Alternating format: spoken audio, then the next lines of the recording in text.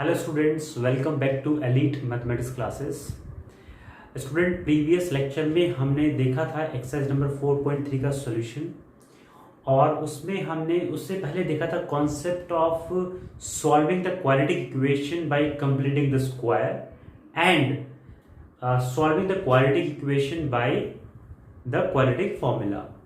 उसमें हमने दोनों मेथड को अच्छे से देखा था और दोनों ही मेथड से हमने क्वेश्चंस को सॉल्व किया था अपनी एक्सरसाइज नंबर 4.3 में। इस लेक्चर में हम डिस्कस करने जा रहे हैं अपना next topic and the last topic of this chapter, that is nature of the roots of equation, that is quadratic equation. तो इसमें नेचर का मतलब क्या है कि उनका कैसा स्वभाव है, यानी कि वो कैसे कैसे आपको सॉल्यूशन देंगे, ठीक है, यानी कि कंडीशंस क्या क्या होंगी और कैसे कैसे हमको उसमें सॉल्यूशन मिलने के चांसेस हैं, वो इसमें हम देखने वाले हैं, ठीक है। तो आइए टॉपिक बात करते हैं, नेचर ऑफ रूट्स। अब देखो स्टूडेंट्स, हमारे पास जो स्टैंडर्ड क्वाड्रेटिक इक्वेशन होती है वो क्या होती है, ax square plus bx plus c equals to 0, that is standard quadratic equation. और हमने आपको लास्ट लेक्चर में बताया था इसमें कि हमारे पास एक होता है d is equals to discriminant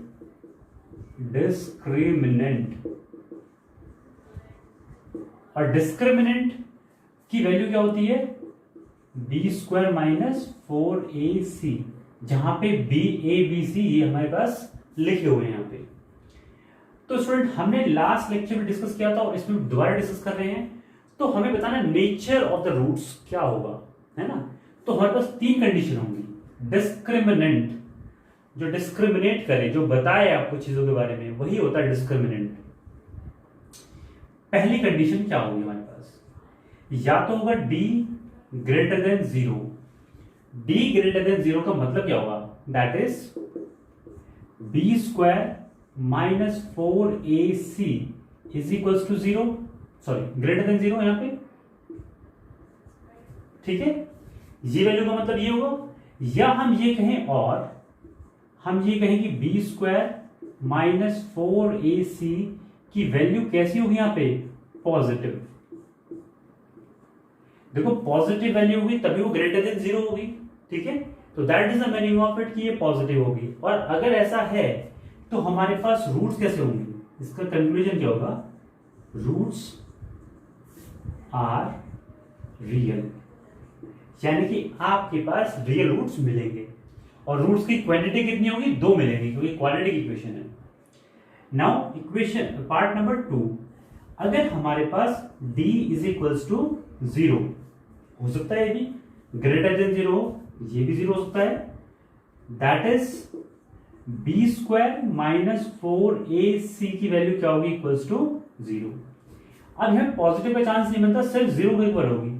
और अगर ऐसा है तो हमारे पास रूट्स कैसे होंगे, roots are real and equal,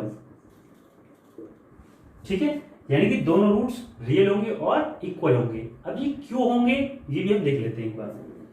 देखो स्टूडेंट्स, अगर हम यहां पर क्या करें, जब हम क्या करते हैं इक्वेशन रूट्स निकालते हैं बाय द क्वाड्रेटिक फॉर्मूला, तो क्या होता है, x equals to minus B plus minus under root of D upon 2a, यही फॉर्मूला पढ़ा है हमने। अब इसकी वैल्यू क्या हो गई है, 0, और जब इसकी वैल्यू 0 हो गई तो x इक्वल्स टू कितना आएगा, माइनस बी अपॉन 2a। अब देखो माइनस बी अपॉन 2a तो एक रूट आया, जबकि हमारे पास इक्वेशन है क्वाड्रेटिक, तो हमारे पास 2 रूट आने चाहिए। तो दूसरा रूट भी क्या करेगा, रिपीट करेगा, क्योंकि इक्वल भी है वो। तो x equals to minus B upon 2a and minus B upon 2a, इसके यही 2 रूट्स होंगे अगर हमारे पास क्या कंडीशन है, कंडीशन सेकंड है, यानी कि d की वैल्यू 0 के इक्वल है। नाउ बात करते हैं पार्ट नंबर 3, थर्ड कंडीशन, जब d लेस देन 0 आ जाए। इसका मतलब क्या है, that is B square minus 4ac की वैल्यू लेस देन 0, और हम बोले कि जो बी स्क्वायर माइनस 4ac है उसकी वैल्यू कैसे आ जाए, नेगेटिव, नेगेटिव आएगी तब भी क्या होगा हमारे पास में, आपके पास लेस देन जीरो ही बोलेंगे उसको हम, ठीक है। तो ऐसे केस में क्या होगा, रूट्स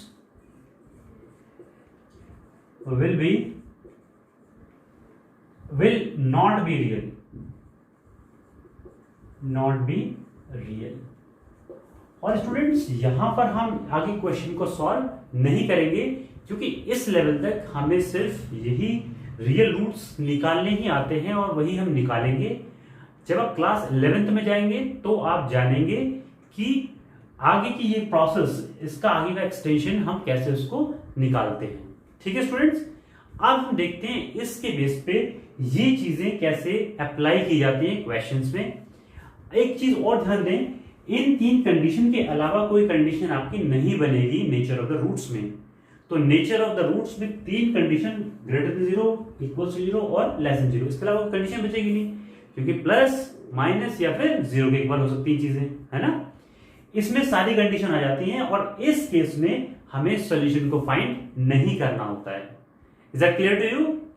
तो अब हम इसका एप्लीकेशन देखेंगे अपने क्वेश्चंस के अंदर। इसका कॉन्सेप्ट सिर्फ इतना सही है, it is important for your MCQs as well as your descriptive questions, ठीक है। तो आगे हम बात करते हैं क्वेश्चंस के ऊपर। चलिए देखो स्टूडेंट, यहां पे दो क्वेश्चन लिए हमने, एनसीईआरटी एग्जाम्पल नंबर 16 और एग्जाम्पल नंबर 18। दोनों ही क्वेश्चन अच्छे हैं और दोनों से ही कॉन्सेप्ट आपको क्लियर हो जाएगा कि हम क्या कहना चाह रहे थे इस कॉन्सेप्ट के अंदर। पहला क्वेश्चन है, कहा है find D, D is for discriminant and nature of the roots. पहले डी निकालो और फिर उसका नेचर भी निकालो। तो सबसे अच्छा तरीका क्या होता है इसमें करने का, जब हम सॉल्यूशन फाइंड कर रहे होते हैं इसका, तो आप सबसे पहले ए बी सी की वैल्यू लिख लो यहाँ पे। तो हमारे पास a x square plus b x plus c equals to 0, ये इक्वेशन होती है।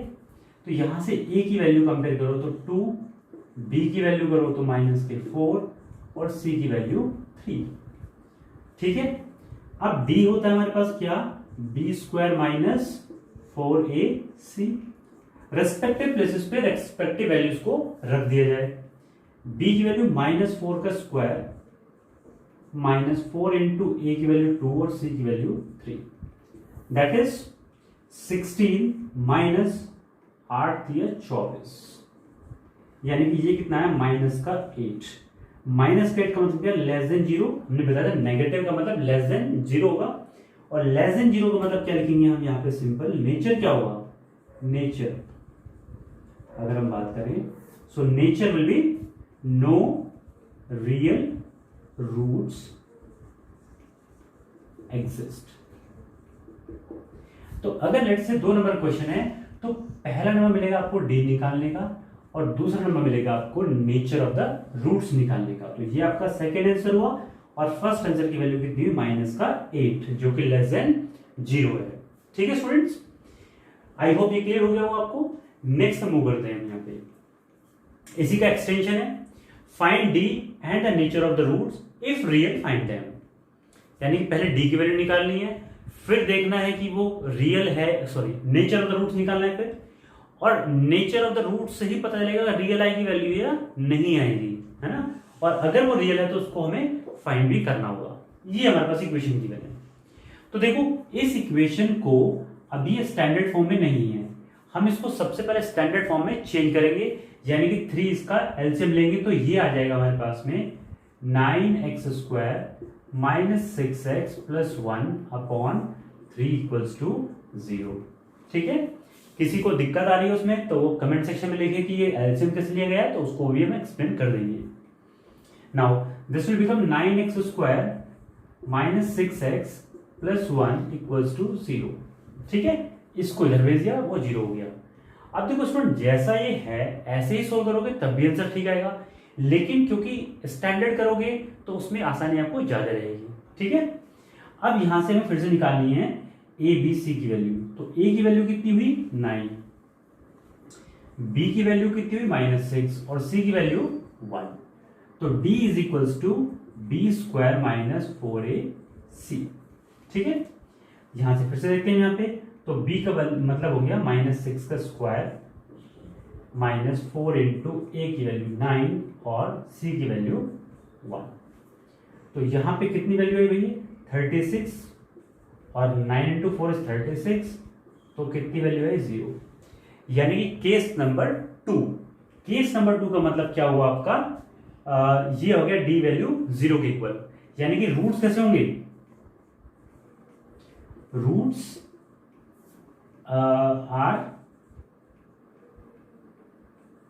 Are real and equal. यानी कि रियल तो होंगे ही होंगे और साथ में इक्वल भी होंगे, क्योंकि जब d 0 के इक्वल होता है तो रूट्स भी कैसे होते हैं, इक्वल होते हैं। अब इन दोनों इक्वल रूट्स को क्या वैल्यू, तो देखो स्टूडेंट यहाँ पे हमने ये वैल्यू निकाली थी d की वैल्यू। सो हमारे पास x equals to -b/2a and -b/2a। अगर रूट्स इक्वल होते हैं तो ये वैल्यू आती है आपकी। तो यहाँ पे वैल्यू देखो माइनस ऑफ b की वैल्यू कितनी -6 अपॉन 2 इंटू a की वैल्यू कितनी है 9।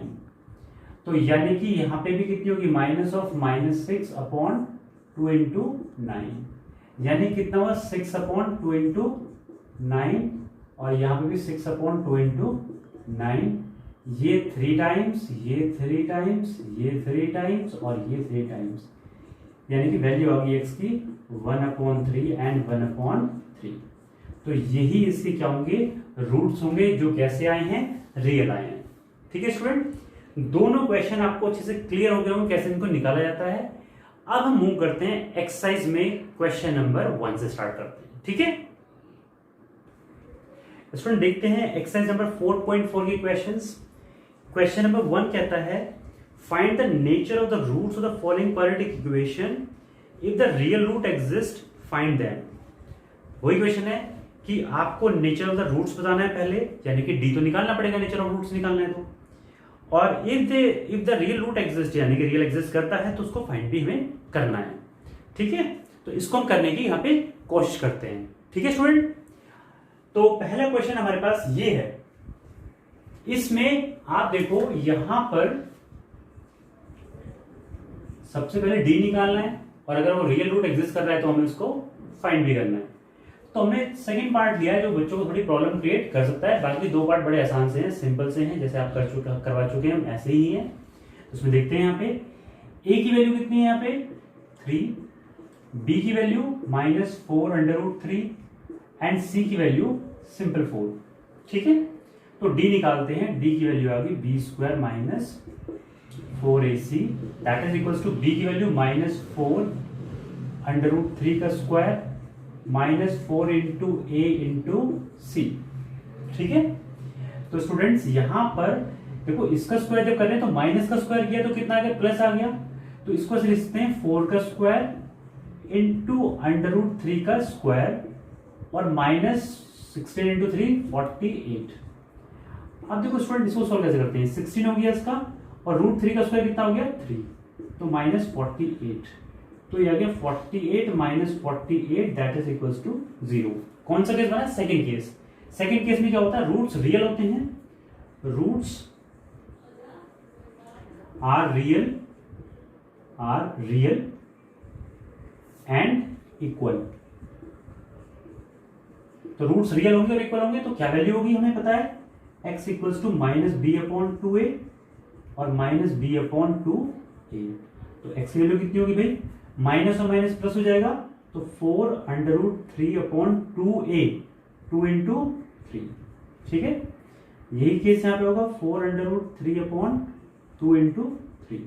देखो 2 टाइम्स ये कटेगा यहाँ पे और ये √3 टाइम्स यहाँ पे कट जाएगा, ये 2 टाइम्स और ये इसको मत काटो, काट लो कोई बात नहीं है।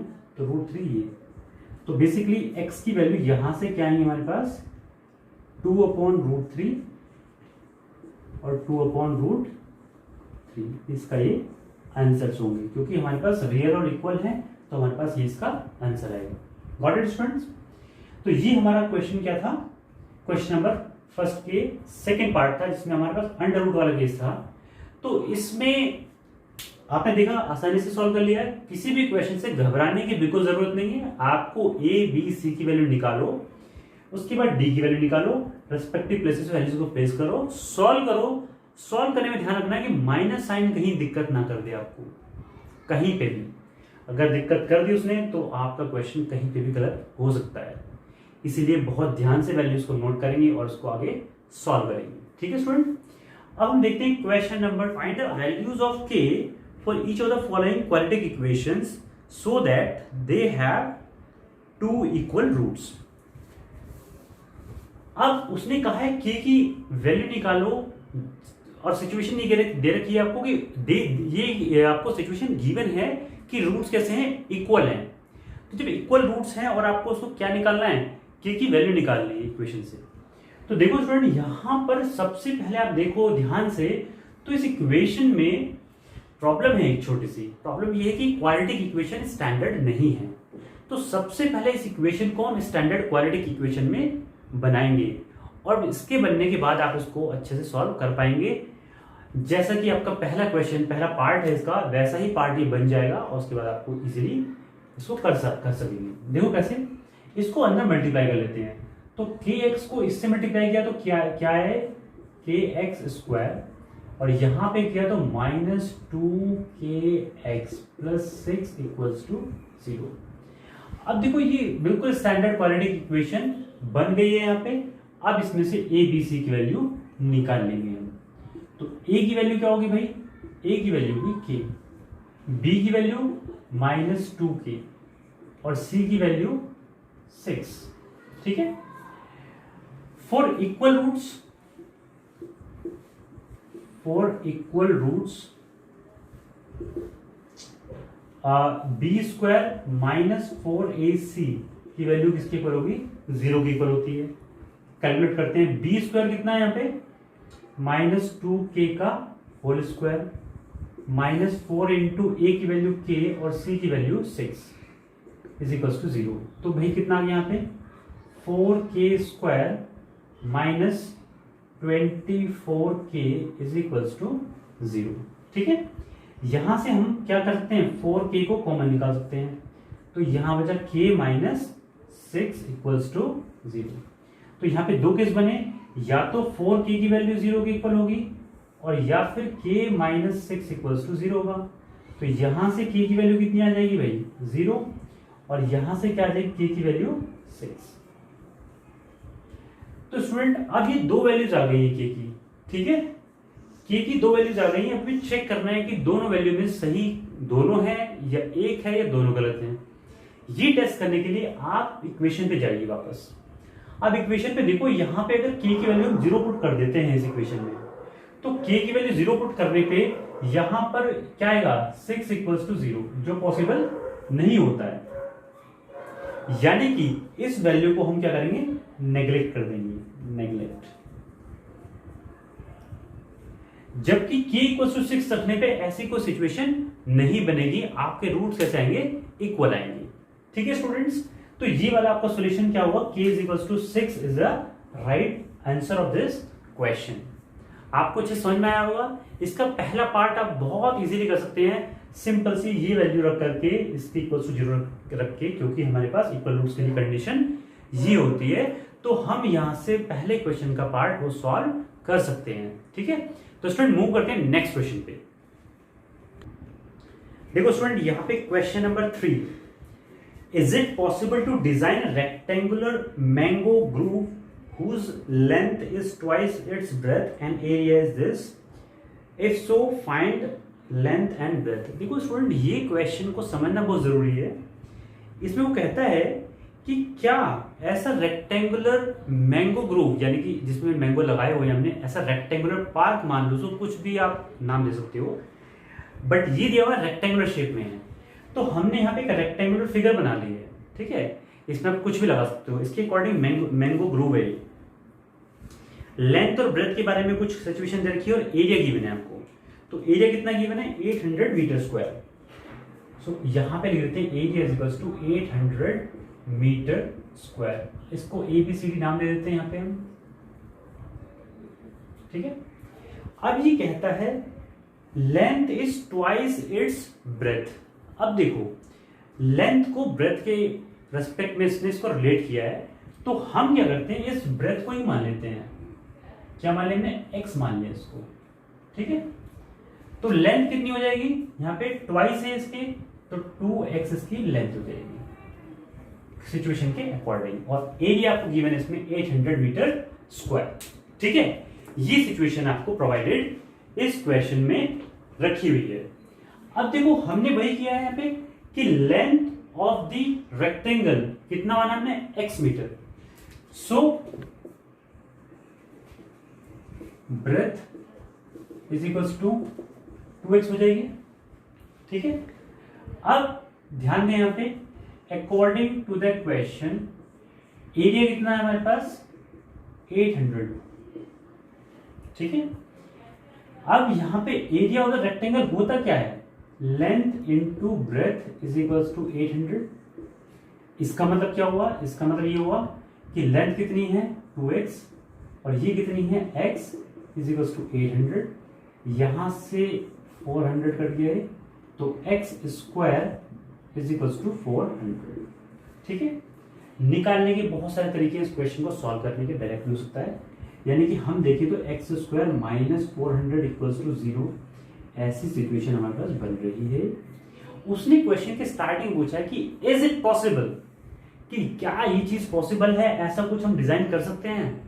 तो ये चीज पॉसिबल होगी या नहीं होगी वो डिसाइड कौन करेगा, वो करेगा डी की वैल्यू, डिस्क्रिमिनेंट की वैल्यू डिसाइड करेगी कि ये चीज पॉसिबल है या नहीं है, ठीक है। तो इसके लिए हम देखो यहां पे इस इक्वेशन को ऐसे लिख सकते हैं, x square plus 0x minus 400 is equals to 0। ये हमने इक्वेशन को इस तरह लिख लिया है सो दैट हम a b c की वैल्यू यहां पे क्लियरली फाइंड कर सकें। देखो करते हैं यहां पे इसकी इक्वेशन को वैल्यूज को फाइंड।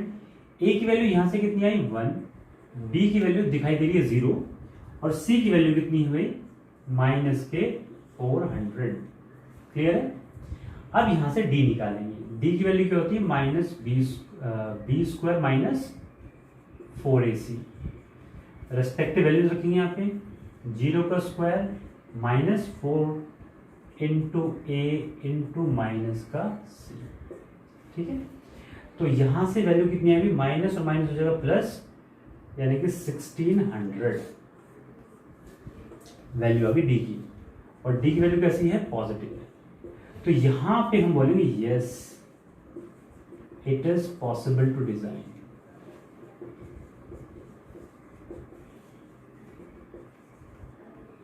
अगर ये पॉसिबल है डिजाइन करने के लिए तो हम फिर यहां पे क्या निकालेंगे, इसकी लेंथ एंड ब्रेथ निकालेंगे।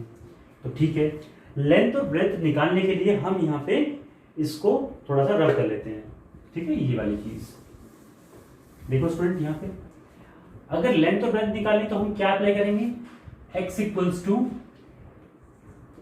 माइनस बी, तो 0 है, तो plus minus under root D upon 2a की वैल्यू आ गई,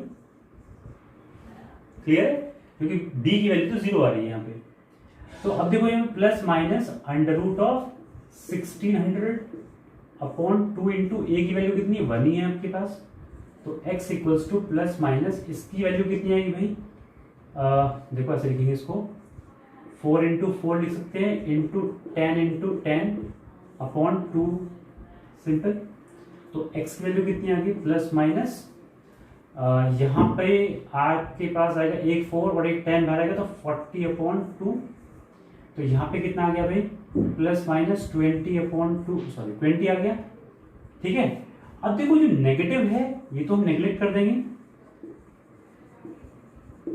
नेग्लेक्ट क्यों करेंगे, क्योंकि हमारे पास लेंथ या ब्रेथ कोई भी नेगेटिव नहीं हो सकती है।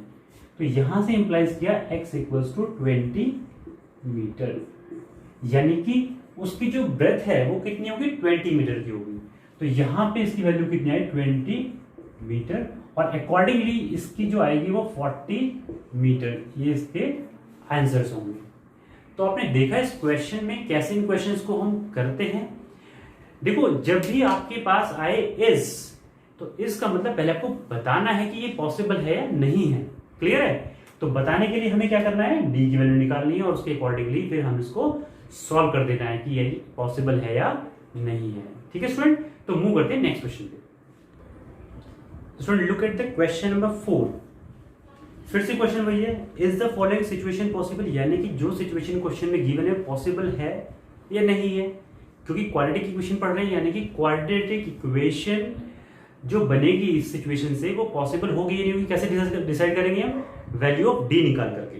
ठीक है, तो देखते हैं इसमें, इफ सो यानी कि अगर पॉसिबल है तो determine the present edges.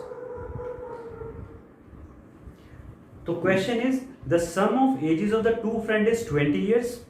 4 years ago the product of their ages in year was 48. ऐसे क्वेश्चन हम स्टूडेंट पहले भी डिस्कस कर चुके हैं वर्ड प्रॉब्लम्स में, तो इसमें भी देखते हैं हम कैसे इसको।